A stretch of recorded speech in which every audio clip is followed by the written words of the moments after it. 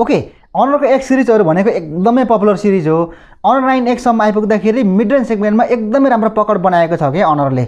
अबको स्मार्टफोनको भविष्य भनेको 5G टेक्नोलोजीमा नै छ। सायद त्यही कुरालाई मध्यनजर गर्दै अनरले आफ्नो X सिरिजमा पनि 5G फोन लिएर आएको छ।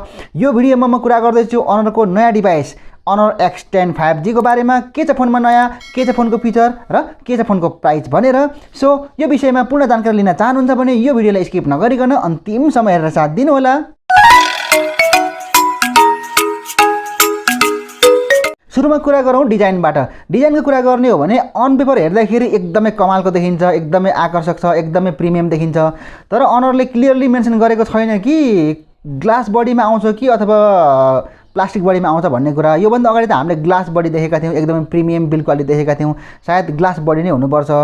मोटराइज पपअप टेक्नोलोजी प्रयोग गरेर फुल भ्यू डिस्प्ले दिएको यो फोनमा 6.63 इन्चको फुल HD प्लस रिजोल्युसन भएको LTPS IPS LCD डिस्प्ले पाउन सकिन्छ र प्रोडक्सनको लागि एलुमिनोसिलिकेट ग्लास प्रयोग गरेको छ।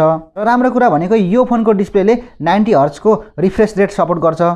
सफ्टवेयर र UI को कुरा गर्नु पर्दाखेरि एन्ड्रोइड 10 देख्न सकिन्छ म्याजिक UI 3.1 को साथमा। तर यहाँ के छ भने गुगल मोबाइल सर्भिस भने यहाँ पाउन सकिँदैन। त्यसको सट्टामा हामीले Huawei मोबाइल सर्भिस पाउन सक्छौँ। 6GB र 8GB को LPDDR4X RAM पाउन सकिन्छ भने स्टोरेजको लागि 64GB र 128GB को दुईवटा स्टोरेज अप्सन दिएको छ।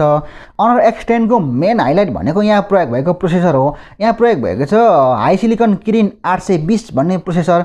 यो भनेको 5G प्रोसेसर हो। 7 नैनोमिटर टेक्नोलोजीमा बनेको चिपसेट हो। अन पेपर हेर्दाखेरि चाहिँ एकदमै कमालको छ, एकदमै पावरफुल देखिन्छ यो चिपसेट।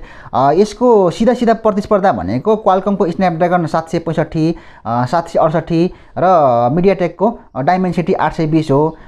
अन पेपर हेर्दाखेरि त एकदमै पावरफुल देखिन्छ चिपसेट। रियल लाइफमा कति पावरफुल छ भन्ने कुरा त हातमा आएपछि थाहा हुन्छ। हुन त 5G टेक्नोलोजी सपोर्ट गर्ने चिपसेट हो, पावरफुल त हुन्छ नै। ग्राफिक्सको लागि माली G57 GPU देख्न सकिन्छ र साथमा GPU टर्बो टेक्नोलोजी पनि देख्न सकिन्छ। क्यामेराको कुरा गर्ने हो भने 40 मेगापिक्सलको मेन सेन्सर प्रयोग भएको छ अपर्चर f1.8 को साथमा। अर्को 13 मेगापिक्सलको सेन्सर प्रयोग भएको छ अल्ट्रावाइड जसको अपर्चर रहेको छ f2.4 र अर्को तेस्रो सेन्सर भनेको 2 मेगापिक्सलको डेप्थ सेन्सर हो। अन पेपर हेर्दाखेरि यो डिभाइसको क्यामेरा पनि एकदमै कमालको नै लाग्छ, एकदमै राम्रो नै देखिन्छ। भिडियो रेकर्डिङको कुरा गर्ने हो भने 4K सम्मको रेकर्डिङ गर्न सकिन्छ 30 FPS सम्म र super slow motion video recording गर्न सकिन्छ 720p रिजोल्युसनमा 960 FPS सम्मको, जहाँ चाहिँ gyro-EIS पनि देख्न सकिन्छ। फ्रन्ट क्यामेराको कुरा गर्ने हो भने मोटराइज पपअप टेक्नोलोजीमा 16 मेगापिक्सलको सेन्सर प्रयोग गरेको छ जसबाट फुल HD भिडियो रेकर्डिङ गर्न सकिन्छ। बाँकी अरू कुराहरू भनेको 3.5mm audio jack, USB type C port, Bluetooth version 5.2 देख्न सकिन्छ। ब्याट्रीको कुरा गर्ने हो भने 4300 mAh को ब्याट्री प्रयोग भएको छ जसमा चार्जिङ टेक्नोलोजीको कुरा गर्ने हो भने 22.5 को super fast charging technology support गर्छ।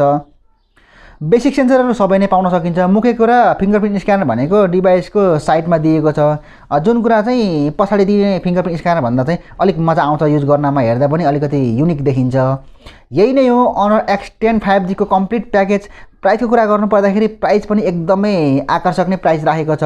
भन्न सकिन्छ कि अहिलेसम्मको सबैभन्दा सस्तो 5G फोन हो भनेर।